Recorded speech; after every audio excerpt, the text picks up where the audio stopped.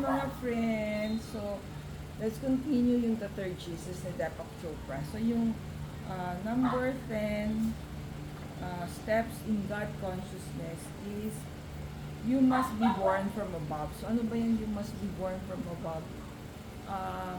It has something to do to really yourself, die to the old every day.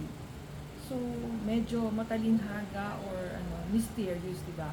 But we are being asked to die in spirit and kumbaga accept Jesus as our personal Lord and Savior. So, it will be easier for us to understand you must be born from above if we will accept Jesus as our Savior and our Lord. Kasi di ba, He will guide us towards the right path, towards the right behavior. Kasi minsan, di ba, lumilihis tayo because we insist on the way of this earth, of this world, no, di ba,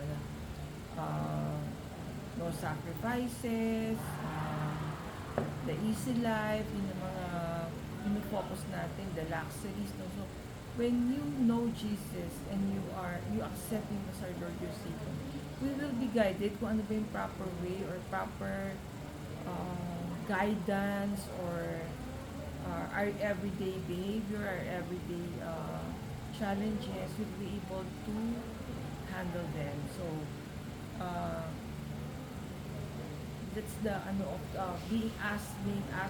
being born again. So, di ba may mga born again Christians, parang in spirit, we have to resurrect from kung old person tayo, old self na matigas ang ulo, pariwara. So, we are asked to be born again, to be new, to go back to the Lord, to follow the ways of the Lord, to follow the directions of Jesus. So, nakita naman natin how He lived His life when He was living. He served other people, He blessed, He heals, He forgives. So, yun yung mga things or behavior, or sabi nga, be like Jesus every day.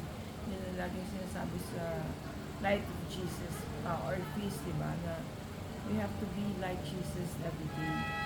So, sana you learned something today or lesson. Thank you for watching. See you in our next video.